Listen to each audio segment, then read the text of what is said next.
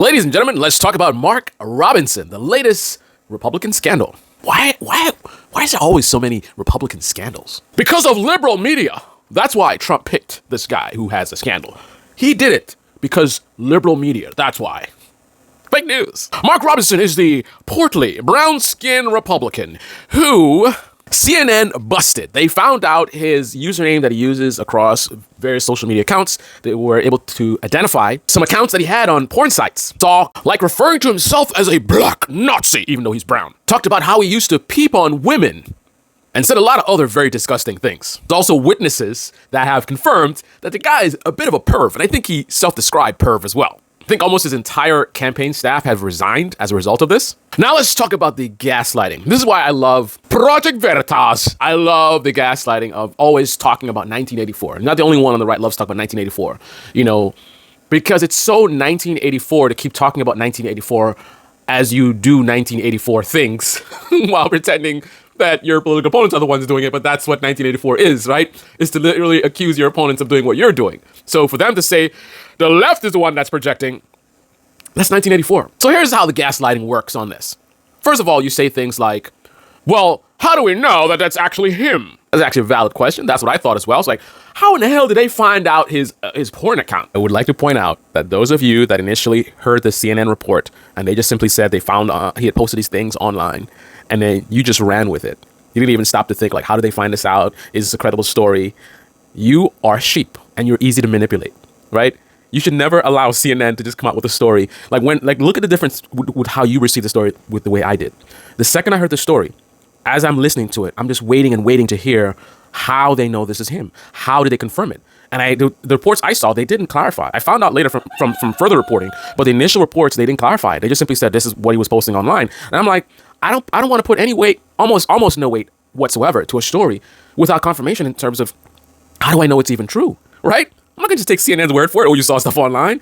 And again, anyone in left-wing media that just jumped on the story and just repeated what CNN says, you guys are sheep, right? Because if this story was made up, you guys would have been spreading misinformation. And I'm sure you talk about, right-wing misinformation. But if you did that, then you're the same person. I don't care what the story is. I don't care if it aligns with what I believe to be true. Like, pick someone who I have the most disgust for as far as a politician. If you come up with a story and you're saying, they did X, Y, and Z that aligns with what I think about them, I'm excited to report on it, but not until I have a high level of confidence that the story is actually true, right?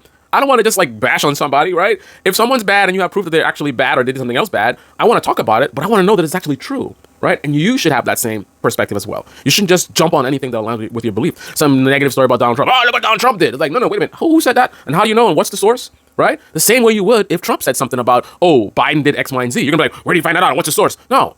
You got to be intellectually honest, which means you need to be the same level of skepticism regardless of where the narrative is in terms of which side it makes look bad. Now, we can acknowledge that both sides are not the same. So, being slightly more skeptical for one side versus the other, sure. But to be skeptical for one side and not for the other, nah, son. Then, once somebody cared to explain it to me, who was reporting on it, then I realized, yeah. So it's just a common thing. People that are lazy and not so savvy will use the same username for different accounts, right? So if you just search for the username, you can find them all over the place, different forums and things like that. Now, that alone doesn't make it that it's this guy, but, and this is something they taught us in the military because of our secret clearances that we had in terms of being able to keep that information secret that we had. So they talk about not even talking around secrets. So if I work on a top secret aircraft, I don't even want to mention that I work on aircraft at all. I don't want you to know what I do. I don't want you to know what base I'm at, right? Because even though I just said I work on aircraft, I never told you that it was a secret aircraft or what, even what type of aircraft. Just by you knowing that and having other data points like maybe where I live or something else, looking at what I post on social media, you might be able to figure out that what I actually work on, right? So based on matching the username, based on the profile photo, based on some of the comments written, when they're written, right? You can easily deduce that high probability that this is him. And there's other ways too. But here's the best part of the gaslighting. We don't have to interrogate this stuff, right? Because this guy has said this kind of stuff publicly. Obviously not as raw, but the general sentiment of being a black Nazi, if you listen to the stuff he says, that's how he speaks. So they found this guy who happens to have the same username and some things about what he said seems to align with this politician who also has rhetoric that sounds like he's a black Nazi. It's all just coincidence? I don't think so. This is the equivalent of Donald Trump endorsing a guy with the eye drop, the drop tattoo or whatever, that you've killed someone and you have that little tattoo, and just you look at him. Anybody, average person looks at him. This guy looks like a thug, a gangster, something like that. I mean, overtly so, right? Even the way he talks, right? Very aggressive. F you, bro. I'll slap you in the face, bitch or whatever. You know what I mean? Like just 100%. I would say 90% of people, you ask them, they look at this guy and say, this guy looks like a thug, a gangster, or whatever. But Trump is like, this guy is great, right? And then a scandal comes out that we find out that this guy used to be a member of the Bloods. And then it's like, how do we know that information is true? This is from 10 years ago, blah. It's like the stuff we found online from this politician basically just confirm what we've seen already. It's not like it's something new. So people saying, oh, well, Trump didn't know he was posting on porn sites.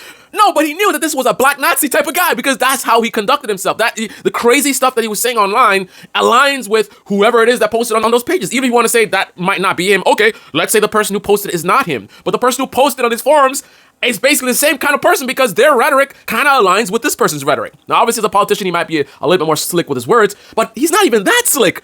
Look at the stuff that he said, man. The stuff that he said is bad enough as it is. I think one of the comments they found posted on social media was something about slavery wasn't so bad and he would buy some slaves himself. I mean, just like really disgusting, but not surprising, It's kind of like Jesse Lee Peterson always talking about gay is this and man should be a man and real men, and then we find out he's gay. Anyway, this is the Baby Channel. The Baby comment section below. Click on the like button, subscribe, smash that bell. Be well. Holy shit, the gaslighting.